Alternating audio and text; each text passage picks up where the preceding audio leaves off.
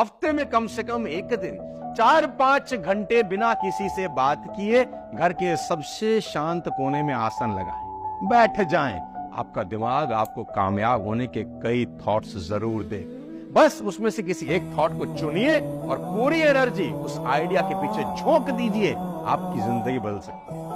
अब आपको बताता हूं दूसरा कारण जिसके कारण लोग आइडियाज की भ्रूण हत्या कर देते हैं, कोख में ही आइडिया मार देते हैं। वो है रिस्क से घबरा जाना, रिस्क नहीं लेने की आदत। अगर आप किसी बड़े अमीर आदमी को देखोगे तो आप पाओगे कि रिस्क लेकर ही अमीर बना है। चाहे बिल गेट्स हो, अंबानी हो, जेफ बेजोस हो, रतन टाटा हो या धोनी साहब हो, अच्छी खासी नौकरी थी रेलवे की, रिस्क लिया ना।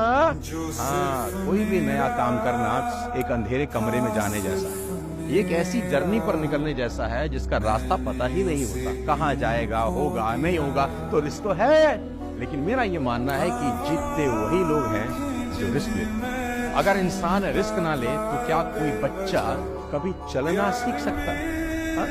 सेफ कब होता है बच्चा? जब वो घुटनों के बल चलता है ना।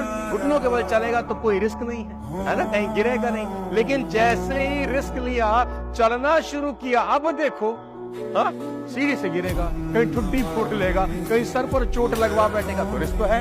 ठीक ऐसे ही जिस इंसान को साइकिल चलाना आता है ना, तो ये बात पक्की तौर पर कह सकता हूँ कि उसके हाथ पैर में बहुत चोट लगी हुई, कुछ निशान चले गए होंगे और कुछ भाई के शरीर पर अभी भी होंगे, है ना।